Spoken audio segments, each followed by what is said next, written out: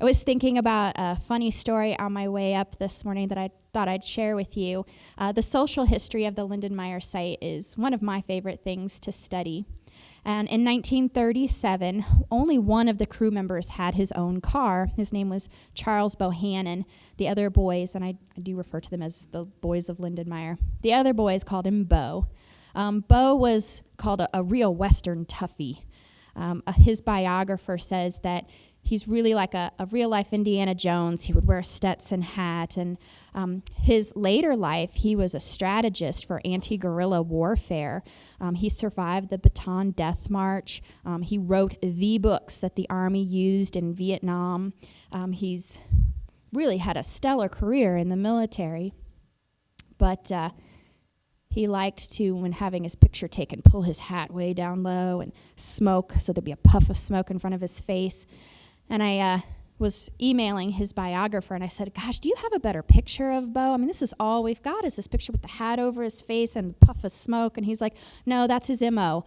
All the pictures look like that. All right, so we're never going to see this guy's face. Anyway, he was the only one with a car, and on a Saturday night, he had promised to take Chili Scoggin and Jim Greenacre down into town. Both of them had girlfriends, and they wanted to get into Fort Collins for Saturday night, and Bo left without them, and they were very mad. So they took a piece of rope, and they got it wet, and they laid it in Bo's cot, so that later that night when he got home and he laid down in his cot, they slowly began to slide that wet rope out of the cot. I think you know what Bo thought was happening. He imagined there was a rattlesnake slithering through his cot. They said he shot up out of the bed like he'd been shot, and they had their revenge. So I hope to give you guys a few more stories like that we know from oral histories of the site. But I'm going to turn it over now to Dr. Soleil. He was a student of Dr. George Friesen, who is our first speaker today. I'd like Dr. Soleil to come in. Good morning. I've been asked to introduce George Friesen, and I think that's a pretty easy thing to do because George doesn't need any kind of introduction. He is a member of the Academy of Science. He has received some of the most prestigious awards during his career, from the Society of American Archaeology, the Plains Anthropological Society, and is probably the only archaeologist I know of, George, who has had George Friesen Day in Wyoming, so the only archaeologist I know of who had been recognized by his own state. George has been a very inspirational figure to most of us archaeologists dealing with Paleoindian archaeology in general. He excavated, and not only excavated, published, analyzed, published, and understood quite a bit about Paleoindian archaeology. Most of the famous archaeological sites that you've heard of, the Agate Basin site, the Casper sites, all those reports have George's name on it. So I'm very honored to introduce George Friesen, and who's going to be our next speaker. Thank you. What I was asked and thought I might talk a little bit about, I've had a long relationship with Colorado, and particularly Colorado archaeologists. So I just jotted down a few thoughts. I guess my first really, and I didn't know it at the time, but anyhow, this was up in the northern part of Wyoming where the old family ranch was, and there was a little expedition came through there one day in the 1930s, and nobody knew what it was all about, and certainly I didn't. I was only about 10 years old. Well, it was an expedition that a man by the name of Renault, T.N.B. Renault, from the University of Denver, and he was starting his surveys. You know, in 1931, he did an archaeological survey of eastern Wyoming, and this was what was known at the time as the Denver Wyoming expedition. And there was some people there that, along with him, one of them was a man by the name of Paul Babien, who became pretty well known in archaeology.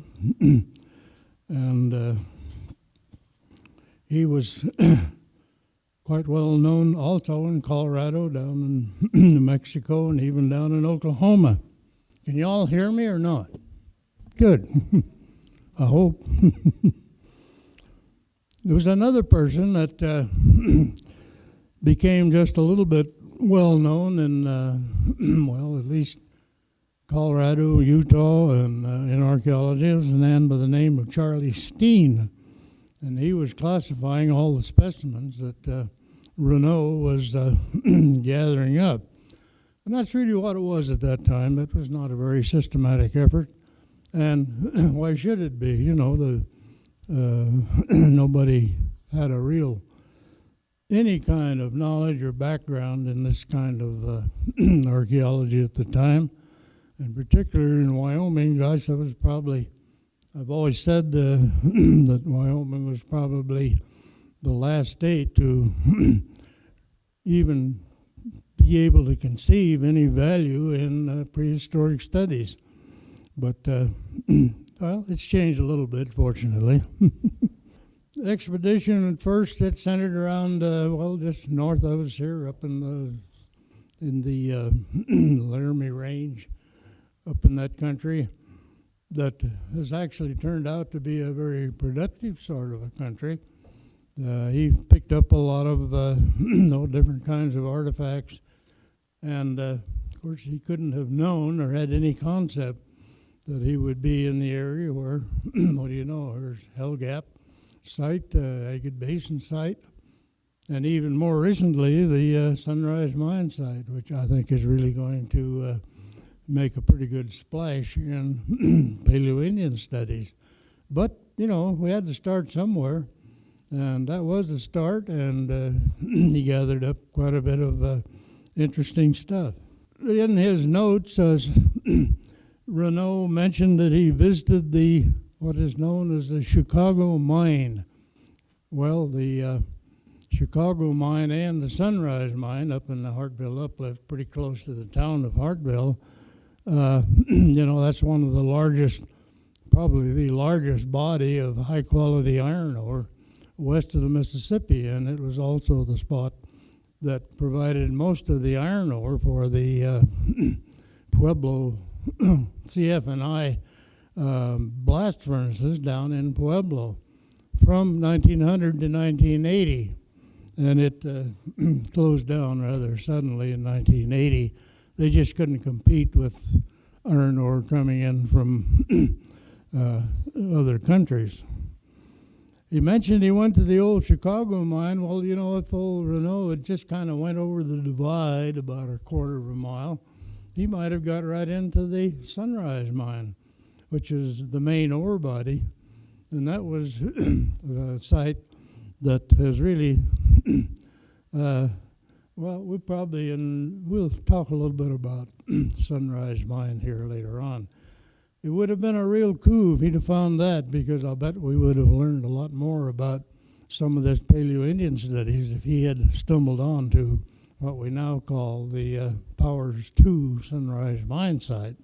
Well, they also visited the Spanish diggings, but, you know, that's kind of a misnomer in many ways. If you take a plane and fly over Spanish diggings, that part is just a kind of a microcosm of all of the quarries that they were going into around that part of the country. And tremendously large excavations, and every year if you want to go out and prowl around that country, you can find another site or an area that is every bit as extensive as Spanish diggings. And, as you know, it started out, where did you get the name Spanish diggings? Well, all those old homesteaders up there said, those Indians were lazy. Heck, they wouldn't dig holes like that, and what in the world are they doing it for? But they did, and they were after high-quality toolstone, and they sure mined a lot of it. So that's why they said, well, it had to be Spaniards looking for gold, you know, so that's why they got named Spanish diggings. And there's another place up in the Bighorn Mountains, the same way. some tremendously big holes. And again, all those old homesteaders and cattlemen, I said, well, those Indians were lazy. They wouldn't dig holes like this. But they call that Spanish Point. And it's some of the finest quality chert materials, stone flaking materials we know of. And that's kind of where the name comes from.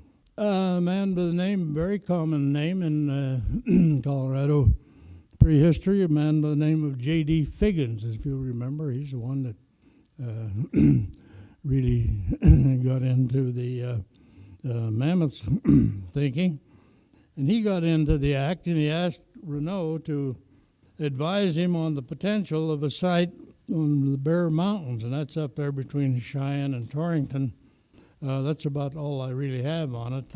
It was apparently something that Renaud didn't really think it was too important, and that's about as far as that effort ever got. The rest of it then, as I say, the tour up through the Bighorn Basin, it was just kind of a tour of Yellowstone, the Jackson Hole area, Tetons and all that country. But that was my first brush with archaeology, and I had no inkling, and couldn't have at the age of about 9 or 10, who was this crazy bunch of archaeologists coming through in kind of a little caravan up in that part of the country. Renaud was on a tip from a young geology student. Some of you might know the name. He was very prominent as a USGS geologist, and also one of those rare geologists who had a great interest in prehistory, a man with the name of David Love. And he grew up in an area out there in between, well, about as far from nowhere as you can get out there in the central part of Wyoming. They had a ranch out there in that part of the country. And there's one spot out there known as Castle Gardens. And it's a very remote area. And Renaud was very much taken with some very unusual pecked figures, ground figures. And one of them that he really was enamored with is what they call the great turtle. It was a very big turtle thing etched into this special kind of sandstone. Somebody even went in there one time and chiseled the thing out. Took about 20 years, to figure out who had that. They finally got it back and even planted it right back where it belonged. But in his book, as Archaeology of Eastern Wyoming, he even came up with a very good colored figure. It had several colored pigments in it. He was also quite enamored of Spanish diggings, took a lot of photographs there. And he also got involved in these, what we call steatite or amphibole, these bowls that are very common around a lot of the country. And it's a soft material that can be chiseled into shape. Unfortunately, it doesn't have much structural strength, so you find an awful lot of broken steatite bowls. And we think it's probably pretty well mixed up with this late Shoshonian people that were in that part of the country. We just about have to mention Black's Fork. That's another thing that Renaud really was enamored with. This was over in western Wyoming, and he picked up this strange-looking materials, and he compared it with European materials over in France and along the river terraces there, and he was convinced that it was very old. He even got a hold of a man by the name of V. Gordon Child, who was one of the prominent British archaeologists at the University of Edinburgh, and he sent specimens over to V. Gordon Child, and he even made a trip over there and took a handful of them with him. And as V. Gordon Child said, well, obviously they sure look like something that could come right out of the, very early stuff over in Europe. But he said, you got to get this stuff in context. We got to figure out a way to get a date on it. Well, Renault finally agreed that we just couldn't get a date. So at that time, the whole Black's Fork, real early possible habitations here in North America, kind of went down the drain. On the other hand, Renault, he understood river terraces. And I often wonder if maybe, there was two geologists, Luna Leopold, who was very well-known, famous geologist, and J.P. Miller, who was another geologist. And, they did this classic terrace surveys on, well, they started out on the Powder River up in Wyoming, but it fits just about anywhere you go. And I just wonder if Leopold and Miller weren't strongly influenced by E.T. Renault. He certainly influenced a lot of people, and you go to checking out, you find out, well, they kind of got their early inspirations from E.B. Renault, and I think he's a person that needs to be well thought of and remembered in Western Plains, Colorado, Wyoming archaeology. Well, that's probably enough on Renault. My first brush with Paleo-Indian archaeology was kind of, I guess indirectly through the old, you remember what they call that magazine section of the old Denver Post, and they'd have these features in there. Well, I was on the ranch up there in Wyoming, and I happened to get a copy of the Sunday Denver Post, and boy, in here was a big spread on what was known as the Horner site. And they had some very ridiculous pictures in there. They had some guy that looked like right out of Neanderthal society with a big spear trying to stick a old buffalo in it. And it wasn't even a very good caricature of a buffalo. It was really a young one. Anyhow, I thought, boy, this is pretty good. Maybe I better take a day off and go over to Cody, as it's only about 90 miles from where I lived. So I did. And so that was kind of my brush with Paleo-Indian archaeology, at least. And it really came through that old magazine section of the Denver Post. And at that time, if you'll remember, and I don't think they do it too much anymore, they used to have a lot of features on that kind of material. And I had to admit, I went over there and they were working, and boy, I thought I'd been collecting artifacts for a long time, but I thought, gee, this is something new. They were really taking good care. They were mapping all these bone beds, all the bones. They were digging out these real beautiful Eden, Scotts Bluff points, and I thought, boy, I'd like to get into that. Well, in 1953, I found material in a cave that I finally showed to H.M. Warmington down at the Colorado Museum of Natural History. And boy, she was just one of the nicest people. I have to admit, I think I always called Marie Warmington the first lady of American archaeology. And I think she deserves it. Boy, and she just helped any and everybody. I don't know of anybody that's doing, well, not only Paleo-Indian studies, but even a lot of the later stuff that just doesn't have a very high regard for Marie Warmington. And I know she helped me out a lot, too. She was a master on protocol. She knew how to handle diplomats. She knew how to handle foreign people, archaeologists, whatever they were. And I had the great pleasure to dedicate the book on the Horner site to Marie Warmington. Marie was interested, and she sent me on to Earl Morris down at Boulder, Colorado, and I'm sure you're all familiar with Earl, and you remember Liz Morris, who was right here, taught here a long time. Earl Morris was he worked with the Carnegie Foundation, did a lot of work down in the Southwest, and he got interested in the material out of this cave. He thought it looked an awful lot like what he called Basket Maker 2 down in the Southwest. And he we had a great correspondence. I have a good sheaf of letters from him that I've kept. And he helped me a lot, too. He gave me some ideas. And, he was very familiar with all of this kind of, perishable material. And incidentally, one of the items in that cave site that I dug was an atlatl, and we had several pieces of atlatls. We had several.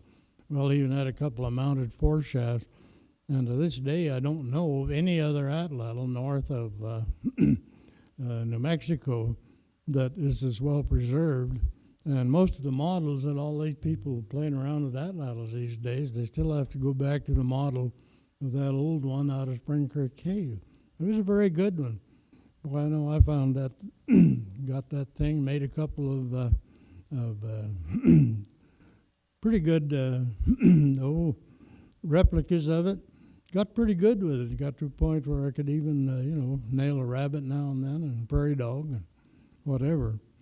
And it really added a lot. Not only to we've got a lot of we got quite a bit of basketry. We had some perishable material that we just haven't really been able to duplicate since then. Up really north of New Mexico.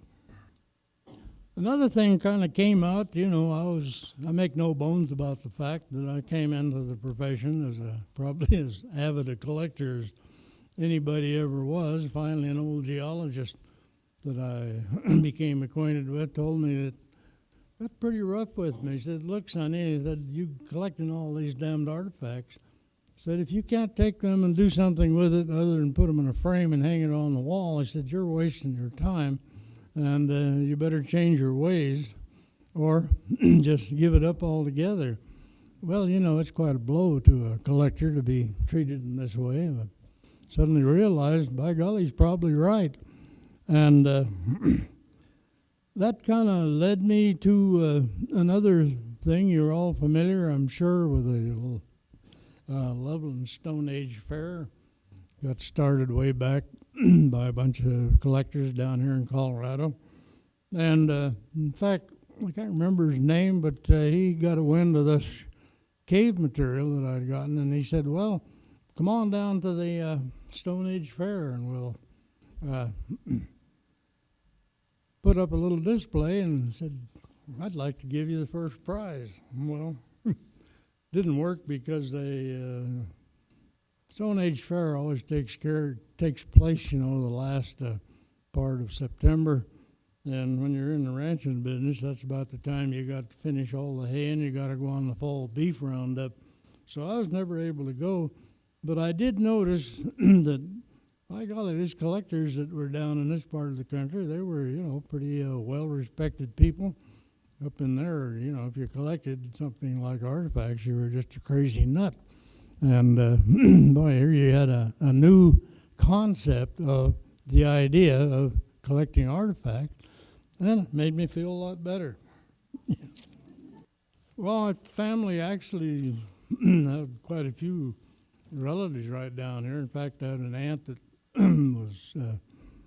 she was a native right here in Fort Collins, and this uncle of mine, he was became quite an avid collector. So I'm not the only one in the family that was regarded as a true nut. But they down there, he got pretty well acquainted with the Coffin brothers. And, of course, you all know the history of the Lindenmeier site. And, probably Coffins should have the honor and should be designated as the people that discovered it, because they really did. But as you know, the Folsom site down in New Mexico kind of took precedence, and probably, well, that's all right. Anyhow, I came down, visit down here pretty regular, and I got acquainted with the Roy Coffin. Come to find out, he did quite a bit of work right along the border down here in Colorado, well over in North Park. He and his brother did a big buffalo jump over there just on the north end of North Park, just before you cross the North Platte River. He dug out a box. He said, well, I think there's about 5,000 points in here. He said, we just dug them out of this little buffalo jump over there. And it was, of course, quite modern. There were even a few metal points along with it. But, they had a pretty good background in digging out bone beds and finding artifacts. But on the other hand, old Roy Kaufman gave me this copy, and you all are aware of it, I'm sure, that little pamphlet, First Settlers in Northeastern Colorado. And it had, very nice pictures and drawings of these Folsom points. And, I treasured that thing, and I just about wore the pages out looking at all those different concepts of Folsom technology and wanted desperately to find one, but I don't know, I just never stumbled onto one in all of my artifact hunting up in that part of the country.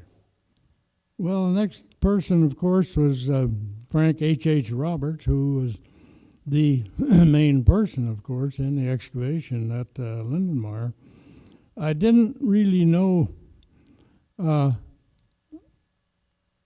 Frank Roberts except kind of indirectly through my uncle. My uncle had found a very interesting site over in eastern Colorado known as the Agate Basin site, and it had some very different looking and very well made projectile points, and that was Frank Roberts. He was struggling, trying to work out some kind of a chronology of what all this stuff was, and nobody knew at that time what Agate Basin was.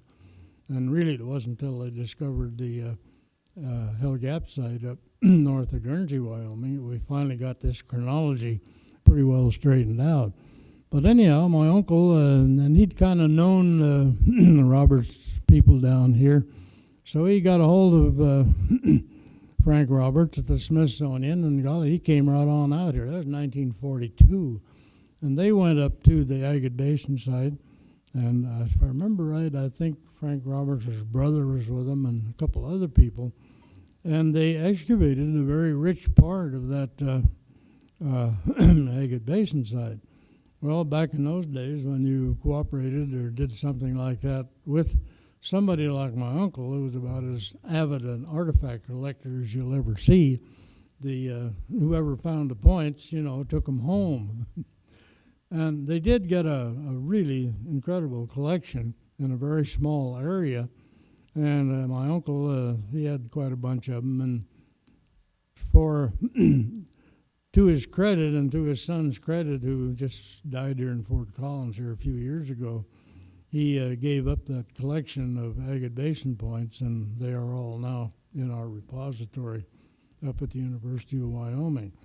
Anyhow, it was Frank. He didn't know what in the world this stuff was. He knew it had to be old, but he didn't know where it might fit with regard to Folsom and or Clovis or any of this Cody materials. Anyhow, it turned out to be a very worthwhile project up there, and as you may or may not know, Dennis Stanford and I finally got together many years later, and we studied the stuff that Frank Roberts had at the Smithsonian, and I'd done quite a bit of excavation up at the Agate Basin site, a pretty good collection, and had this collection of my uncle's. We put it all together, and we did publish that book on the Agate Basin site, which, incidentally, there's a lot of that Agate Basin site left. I sometimes wonder if we just didn't any more than scratch the surface. I think it's about like Lindenmeier. I don't think you've ever scratched the surface done any more than scratch the surface at Lindenmeier. I'll bet that's going to be a really productive thing whenever they decide to go ahead and do more research. So I had a pretty good relationship with Coffins and through the Roberts family as a result of all this. I guess in my own history, as you may or may not know, I didn't go back to school or didn't really go to any higher education until I was 38 years old.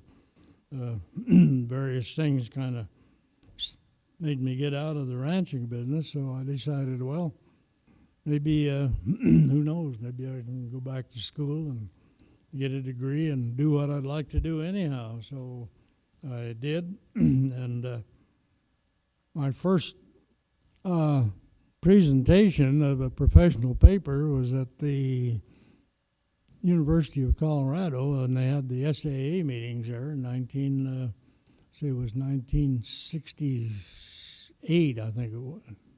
Yeah, well, either that or 1969. And I became acquainted with Joe Ben Wheat, who, he a very remarkable person. We got along real good. And I have to say that I think that the analysis that Joe Ben Wheat did on the Olson-Chubbuck bone material, I think it really opened the door to the study of what now is pretty formally known as taphonomy. And although there were a few things there that we were able, I think, later on to point out that it wasn't quite right, that doesn't make any difference. He really opened the door to the study of taphonomy. I think in the terms of archaeology, I was about the first person to ever bring in the term taphonomy to, faunal materials and bone beds. That's a good term. It's used by paleontologists, and it's a very useful sort of thing, particularly if you're going to be dealing with animal kill sites. Joe Ben and I, we had some, I guess, pretty, I might say, heated sessions on ideas on tool use and butchering animals and all that, but they never ended in any serious conflicts in any way. And I have a great respect, and I thought Joe Ben was just a really fine colleague.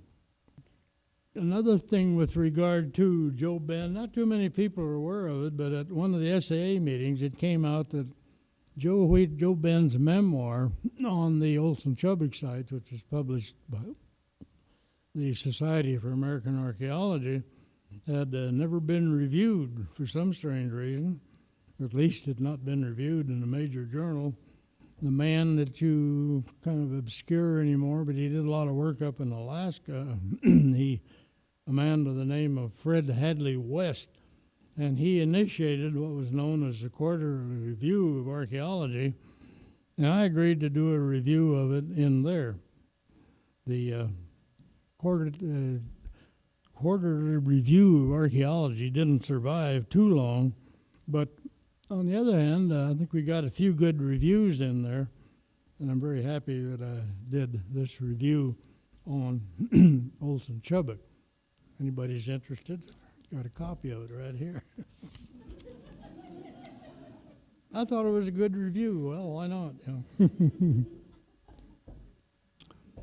1973, I got a call from Marie Wormington, and she told me that James Michener and his wife were in the Denver area, and they were preparing to write his novel Centennial. And Michener wanted to see firsthand some evidence of Paleo-Indian site work.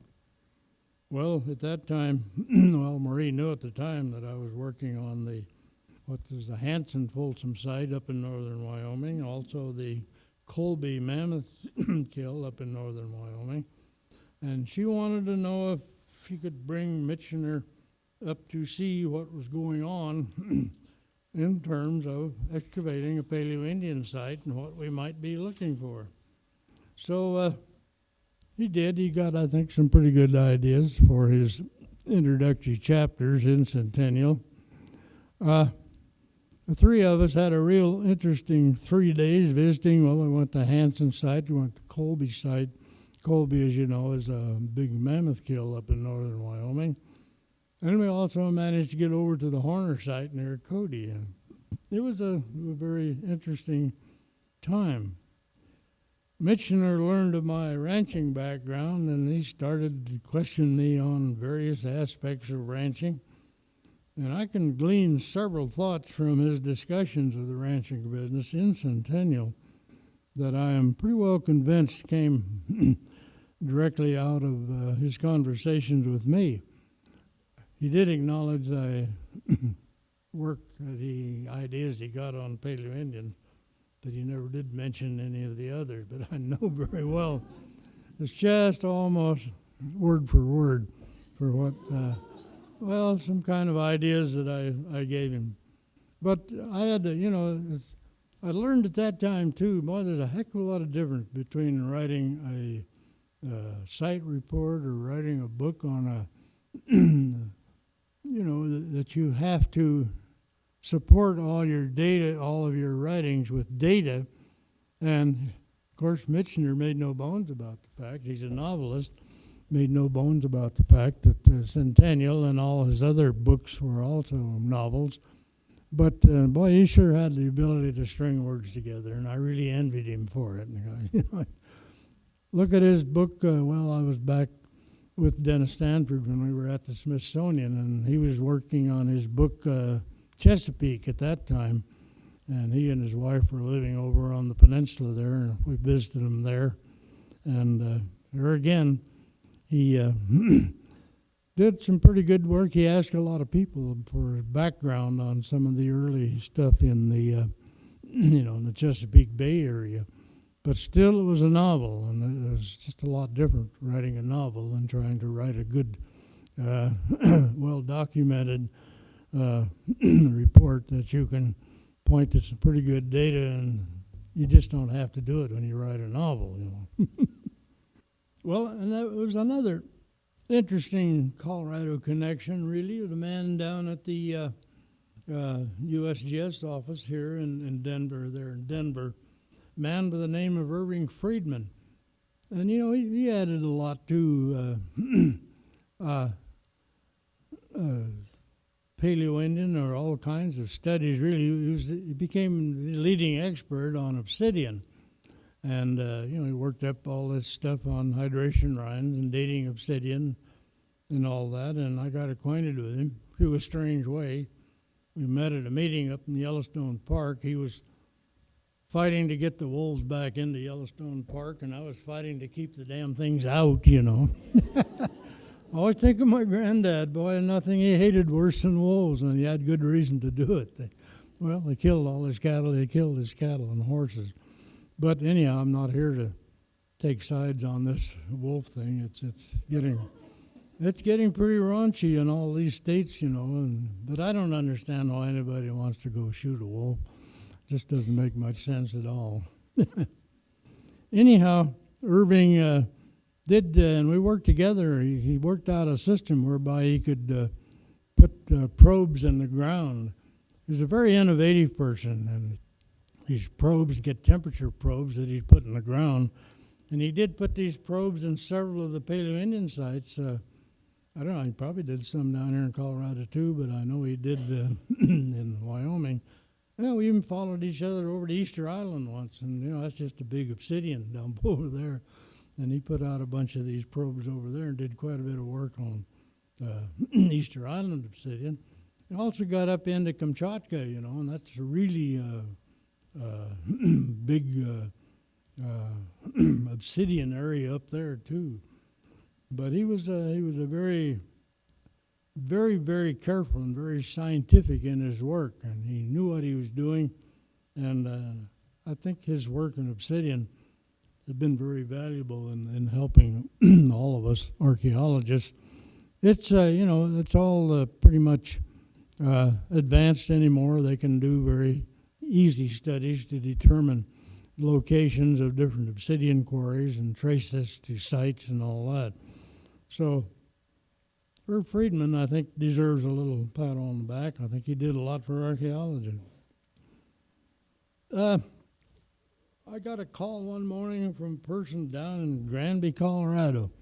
This was, 15, 20 years ago, I guess. This was a man by the name of Jim Chase. And he asked me on the phone, and he said, well, do you have any interest in large bones coming out of a bank? And, well, I said I can be down there in a matter of about 3 or 4 hours. It isn't all that far. So I waited the next day, and they showed me the location. And it was right there close to Kremling, and it turned out as a site known as the Upper Twin Mountain site, a very interesting and very informative little Paleo-Indian bison kill. Anyhow, I looked at it, and I thought, well, probably pretty recent. But after a close look, I realized those bones were just probably too big to be bison. They had to be something older than that. And then sat around, took a pretty close look at the soils and said, boy, that has the appearance of something that could be pretty old. Anyhow, both of these things were pretty quickly confirmed and led to the investigation of a small, but I think very significant Paleo-Indian bison kill not far. It's just out of the town of Kremling, which I'm sure you're all familiar with. And couldn't believe really what was going on in that Middle Park area down there. And this led, to the eventual discovery of another Cody Age bison kill almost along the Colorado River there.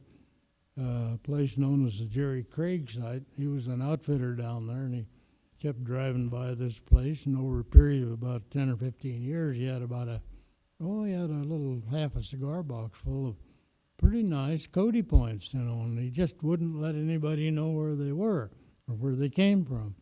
Well, he finally relented one day, and he said, well, I'll go show you where they are.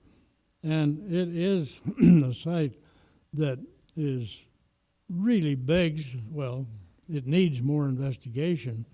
Has to be a major bison kill, but it's in a kind of a bad place to work, and the bone preservation is not very good. It's a very rich site. It's just loaded with all of these Cody eaten. When it was a Cody, it doesn't really look like, some of it does. It looks a little different than some of the Cody out of Horner site and other sites up north. But then again, it could be just a little regional variant. Anyhow, there's kind of a little site laying there that somebody somewhere along the way is going to get into, and it's going to produce some very interesting information. I just don't think I'm going to be around to see it happen, problem. And this led then to the location of several Folsom sites right there in Middle Park. And it may be one of the most prolific Paleo-Indian concentrations of Folsom, and probably maybe Cody too, in the whole Rocky Mountains. The you're probably familiar. One of the students, Todd Suravel, he's a professor up at the University of Wyoming, and I think. She was a Colorado State student, I think. What was her name? Wagaspak, Nicole. They kind of hooked up together, and they did some very good archaeology at a site over, it's just east of the Colorado River, and it's an area that, again, they did 2 or 3 seasons of very, very careful work, came up with some of the best information on Folsom that we have. And it's another one of those places you can dig there, I think, for the rest of your life. And there's just so much of it there, and the more you dig, the more you're going to find out. So, again, I just wonder if Middle Park isn't one of the major, Paleo-Indian locations in North America, at least in the Rocky Mountains. And trouble is, there's so much private land there, too. A lot of it's hard to get on. We've only looked at a small section of it. And, we're not by any means trying to claim exclusive rights of work in Middle Park, but there's sure a lot of stuff there, and I think they're going to find a lot more in the future.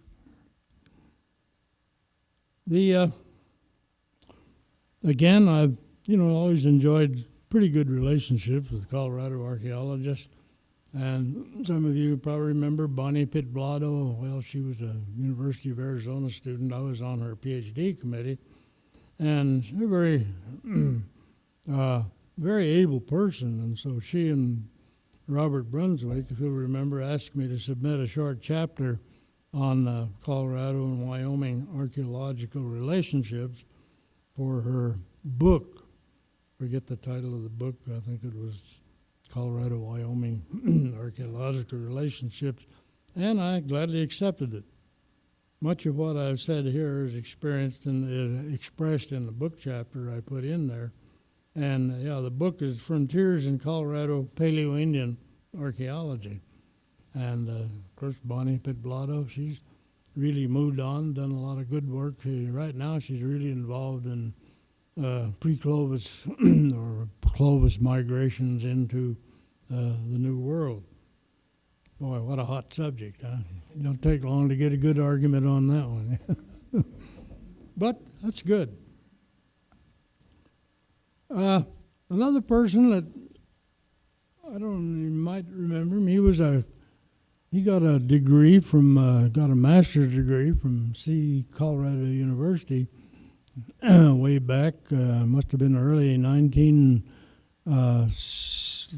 late 1960s, 1970s. Man by the name of Robert. Anyhow, he did his master's thesis. Buckles, William Buckles. Anybody remember Bill Buckles? He was a really good student. I thought, was a very, very nice study of rock art or petroglyphs, pictographs on a site way up in Crook County, Wyoming, almost up into South Dakota. And it's a very rich site known as Medicine Creek Cave. There's a whole wall there just covered with all kinds of pictographs. And his idea was, and I think it worked out pretty well, I think it was a good plan. He just figured that this cave gradually filled with sediments, and it probably did. And they started out at a low level, and you could see these petroglyphs about here, and then you could go up another 2 or 3 feet and see a little bit of change in figures and patterns, and then on up you could see some later stuff. And it was a very, very nice master's thesis, and a very unusual sites. So he was another connection that I happened to run into.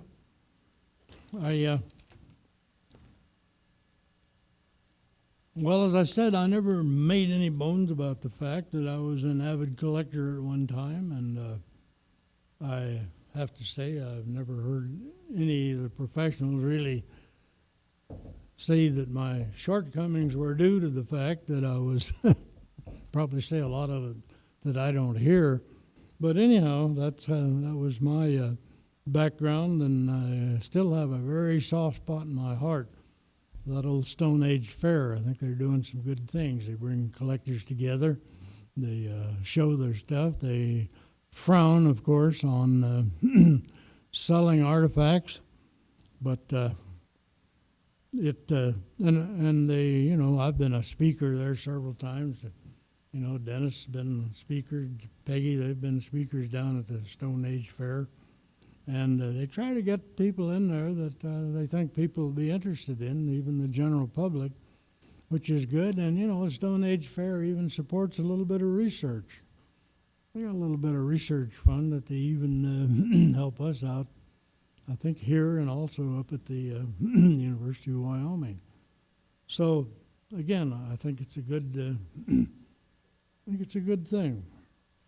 I think if you just take a look around the area here and consider all the sites, and of course we're very concerned here with Lindenmeier. I think that's what a lot of this whole thing is about here. But not only Lindenmeier, you got Powers One that down there around Kersey, and Frank Roberts helped this Wayne Powers, and incidentally Wayne Powers, if you want to check the book a little bit, he was on Roberts' excavation crew at Lindenmeier, I think. I know in 1935, and I'm pretty sure he was also there on 1936. And then Frank Roberts helped Wayne Powers and his father. They were pretty notable collectors over in that Greeley area. But anyhow, Frank Roberts helped the Powers Wayne and his dad excavate the Powers One site over by Kersey, and Dennis Stanford has that collection there in his office at the Smithsonian. It's a site that was kind of in the plow zone, but they came up with some really nice information on on Folsom. So Powers One Fraser site, there's been a lot of good stuff come out on the Fraser site here in the last few years. And look at Joe Ben's old Jurgen site, a lot of good information there. Well, then you go up further north in Wyoming, you got Hell Gap, and now we have this Powers 2 site at the old Sunrise Mine up there in right close to Hartville or Guernsey, Wyoming. And that has been beginning to add a new dimension to Paleo-Indian studies, I think. In Agate Basin, always looked to me like the Folsom level there at Agate Basin.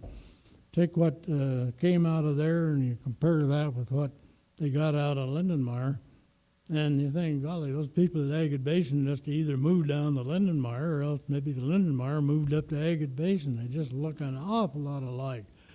You just get the feeling that here's two Folsom groups that were very closely acting together. And then there's a lot of, Cody stuff, well, like the Frasca site over in eastern Colorado. And, of course, the Dent site with Folsom, with the Clovis materials. And another site up in right close to Agate Basin that we're still wrestling with, got some problems with dating. But it seems to have some pretty good evidence of Clovis technology, lithic technology. And another site that I think is a real sleeper, Henry Irwin's wife, her name was Ann Irwin, and she did her thesis at the University of Pennsylvania on a site known as the Betty Green site, just up, well, it's kind of up there, not too far from the Agate Basin side. And I think it's a real sleeper. I looked at some stuff that came out of there, and it looks to me like there's just about everything you can think of in there. Haven't seen any Clovis yet, but you got Folsom, you got Goshen, you got some really good stuff. Agate Basin, a lot of pretty good Cody material. And I think it's a site that's sitting there has the potential to really produce some pretty good information, but it's going to take a long time, going to be a very expensive kind of an operation. So, but, to me, all of these represent a true concentration of Paleo-Indian activity and a database that's almost endless. It's going to come out in the future.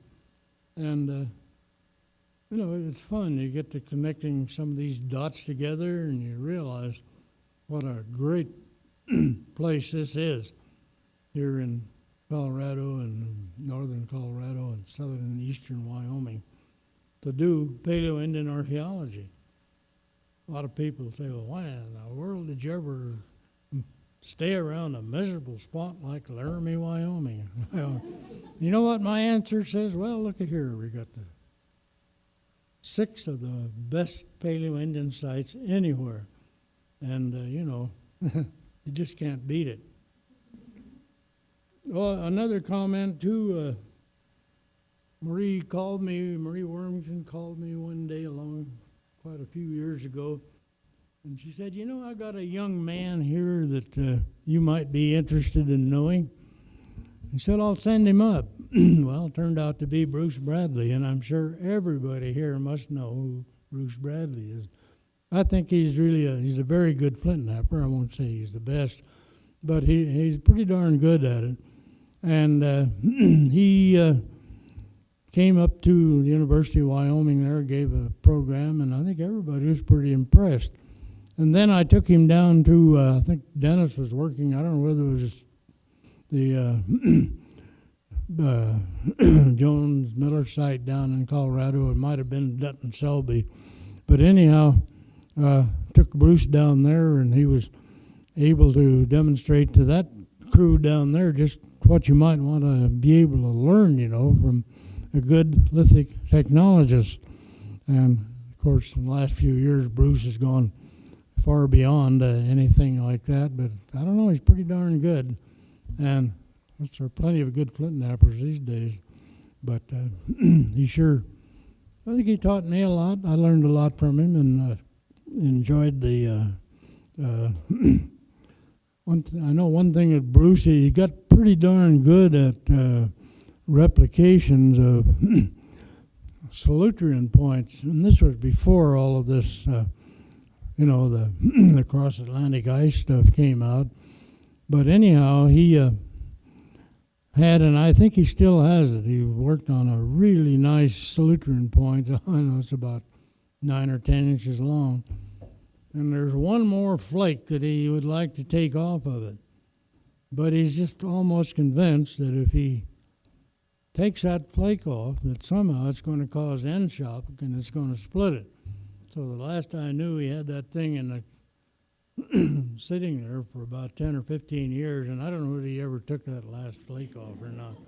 But you learn a lot, I think one of the things that I have said to my students is, too many of you get the idea that if you become a flint napper that you're an archaeologist, but it's not true. You need to do a lot more than just learn how to nap flint.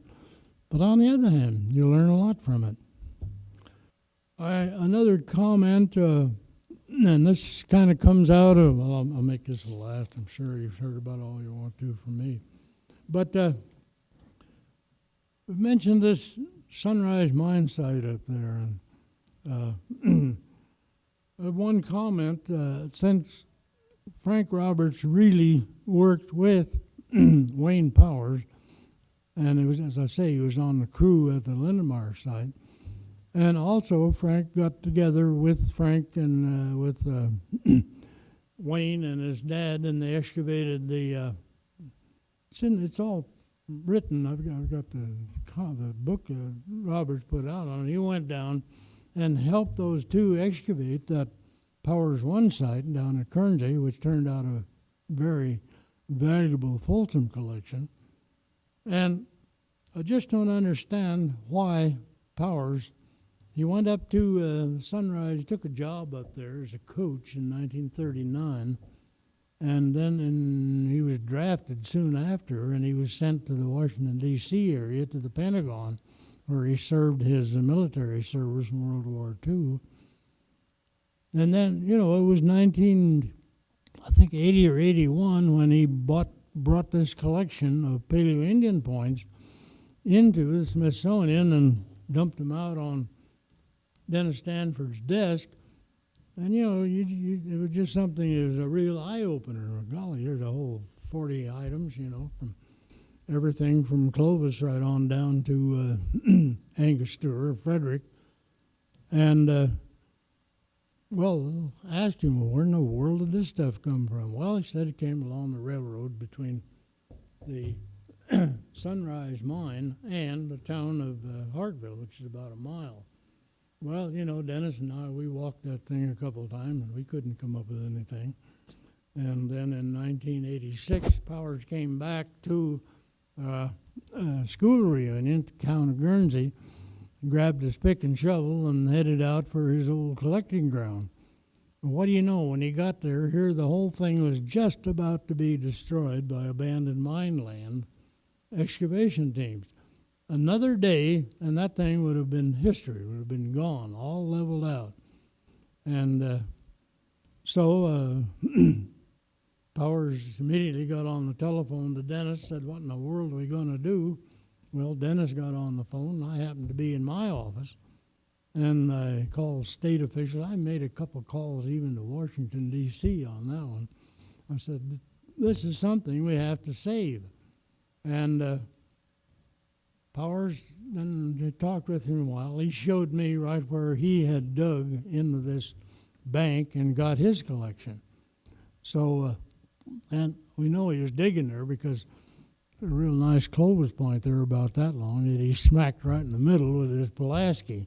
Got it into about 6 pieces, but he saved them all and got them all glued together. But the point is, why in the world didn't Wayne Powers notify Frank Roberts of this? I would bet money that if Frank Roberts had seen that collection, he'd have got on the next train and headed for Guernsey, Wyoming, because Frank was really wrapped up at that time in Paleo-Indian, trying to figure out where all of this stuff fit together, Clovis, Fulton, Agate Basin, and I just know that he would have. And I always kind of wondered if Frank Powers really wanted Dennis and I to know exactly where it was. I think he really wanted to get back out there and get his pick and shovel and get a few more of those really nice points before they were gone. But when he saw what was happening, he notified the right people, and we managed to save it. And I would predict that in the future we're going to learn a lot from all of these sites. Because I don't think we've ever even scratched the surface. I'll bet they haven't scratched the surface at Lindenmeier. There's all kinds of good stuff in the ground there at Agate Basin. And as I say, I think the Betty Green site that Henry Irvin's wife dug is a real sleeper. And all these sites down there, they're just a world of information that's going to show up here in the next few years. And I'm really envious that I probably won't be around to see too much of it, but I hope to see a little of it. And, final conclusion, I think there's been a worthwhile and productive relationship between Colorado and Wyoming Paleo-Indian archaeologists, and I would hope to see it continue. And I think it has the potential to substantially increase what we know of Plains and Rocky Mountain Paleo-Indians and a lot of other later stuff too. Okay. Probably all have heard or know of Marcel Kornfeld. He's my cohort up there at the University of Wyoming. And we put out an article, and I think it was the Journal of Field Archaeologist, a pretty good article on it. Yeah, it's one of the real things in Paleo-Indian archaeology that everybody's arguing and jangling about, and that's what they call the Goshen complex. Now, Henry Irvin, he called, Henry Irvin, I think, was a very, very bright guy. He was here about 2 generations before his time. If Henry was around now with all the technology and that we have to deal with data, I think it would really produce a lot. But anyhow, we get to see, I think it turned up that we got about evidence for about 15 animals in there, bison, and we got a pretty good geologist in there. He did, I think, some good geology. It turned out that it looks like those bones are in the bottom of a kind of a slip, sort of a thing that just sloughed out and went out down the hill. And we're not sure whether that was in there after the formation of that or after it was actually used that as a feature to trap the animal. And we got a date, I think it was around 10,400 radiocarbon years, and it just looks like real what came out as Goshen at Hill Gap, and also at the site up in Montana known as the Mill Iron site. And, of course, the Mill Iron site, with all the different dates we got out of there, we think some of it might have been contaminated with coal. That's pretty close to coal beds. But anyhow, then a lot of the Southern Plains people got into the argument, well, this stuff looks just exactly like Plainview, and I have to admit that it does. I think you can take those we got a small collection out of Upper Twin Mountain, but you can throw that in with Plainview, and you can throw in the Mill Iron stuff, and Vance Haynes even got into the argument with it. Well, it's true. You really can't pick them out. But, the dates just don't fit. If the Goshen date stratigraphically at the Hell Gap site, Goshen is underneath Folsom. And I don't question it. That's where it is geologically, and we haven't been able to come up with any, scenario that will change that, change that stratigraphy. But if it's Goshen is older than Folsom, something wrong somewhere. All of this other stuff, like at Twin Mountain and the Mill Iron, there's just something going on we don't understand. There's problems with either with carbon dating or something. But anyhow, it's a real mix right now. And say if you want to get into a real argument, you can either talk about pre-Clovis or you can talk about Goshen relationships with other. So, but it'll resolve itself somewhere along the way.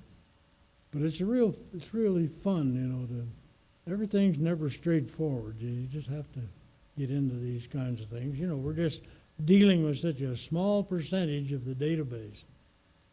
But my idea there at Upper Twin Mountain, they might have been running those animals up a real steep hill and just catching them right as they went over the divide. And maybe then those carcasses could have drifted down into this feature. But, we were able to get a good age on it. It's a late fall kill, early winter kill. And they were certainly bison antiquus, near as we can tell. And they're a really wonderful little site. Incidentally, that was about the last site I figured I was able to get down on my knees and do any digging. From after that, I could sit on the bank and say, well, you ought to do this, you ought to do that, and let somebody else do the grunt work. But it was a great experience going down into that Middle Park country. And incidentally, there's some pretty darn good stuff up there in North Park that somebody's going to have to get on to. Kind of private land, but somebody's going to get in there sometime. That's it's just kind of a revelation to me that there's all this Paleo-Indian stuff down there in North Park and Middle Park. But there it is. Another problem we got to work out. Okay? George, I have a question for you. Jason LaBelle told you yesterday, you weren't here, but he told us yesterday that Lindenmeier is really unique and different from other Folsom sites. And Lindenmeier is so different from other Folsom sites and other Paleo-Indian sites. And I wonder if you have any thoughts on that, and if you'd like to tell us why do you think Lindenmeier is so different, and what happens at Lindenmeier that makes it so different? Well, I don't know. I'll be surprised if you don't find Clovis at Lindenmeier eventually. And I'm surprised we haven't found it yet at Hell Gap, but, there's a long ways to go. And, it's just, we're just at a point where there's so much data to be recovered and so many, dots to put together. And I think every day you just kind of learn a little bit more. And boy, it's exciting. Gosh, I just can't think of anything any more exciting than to be involved in all this. But they're very different. But on the other hand, I've always argued that many aspects of Paleo-Indian archaeology are dealing with animals and animal populations. My argument has always been that it helps you out if you know a little bit about those animals. And, of course, that's kind of the reason I went over to Africa and stuck some Clovis points into some elephants over there, I think you have to know the limits of what you're dealing with. And you really need to know that animal behavior if you're going to be dealing with animal kills, whether it's pronghorns, bison, or mammoths, elk, or whatever. I don't know whether that answers your question at all or not, but anyhow, I tried, yeah. George, I also have a question for you, right here, George. What's your take in Horner or at other sites when you have mixing of like Edens and Scottsbluff in the same site or the same bone bed? Do you think Edens and Scottsbluffs are different tool types, or they're different cultural groups coming together, or they're just a preference from the knappers? They liked those points the way they made them, and they just made different things. Well, I don't know. I could never understand why in the world they, went from an Agate Basin point to the Hell Gap point. To me, that Agate Basin point is just one of the most lethal bits of weaponry to kill bison with, and that Hell Gap point, it just looks to me like it's one that wouldn't have the real potential to deliver it comes up there and gets pretty wide. But on the other hand, they had good success with it. Boy, look at those points from the Casper site, if you have ever looked at that collection. And they sure worked, but I don't understand why they went from those really lethal Agate Basin points and fairly narrow and thick cross sections. And I think they're the ideal weaponry, but I guess the other people didn't. But then they went, the Agate Basin and Hell Gap, then you go to this stemmed with good shoulders. I think it is an improvement in terms of being able to have a good lethal projectile point. So, and I don't know, Hell Gap, they've got a really good, extensive Cody complex thing there, and actually there's buried up there underneath concrete at the Hell Gap site, there's a tremendous bone bed or campsite bed of Cody, and someday somebody needs to take another look at this too. So I don't know. We don't have all the answers, I guess. Does that help any or not? I'm sorry. Yeah. No, I'm basically just asking. You were talking about we've just scratched the surface. Yeah. And could you elaborate just a little bit? Do you mean both in excavation of those sites, opening up new trenches at those sites, but also in maybe redating some of those sites with higher resolution, AMS that we have today, the advances? I think they've really improved. I think Tom Stafford has certainly initiated some better dating techniques with regard to bone dates. But on the other hand, there's always seems to be these things that don't quite fit the way they should. So you have to wonder if we really got all the problems solved there. But I don't know. There's just so many things that we don't really have a handle on yet. But there again, I say the more we look at it and the more dots we've been to connect together, I think you just think, golly, how did I miss that? Or why didn't we think of this before? But boy, I just envy these young people now that really have the technology that we didn't have, and they're just doing great things. And I think it's getting better all the time. Now, I don't know whether that helps or not, but that's kind of my philosophy on it.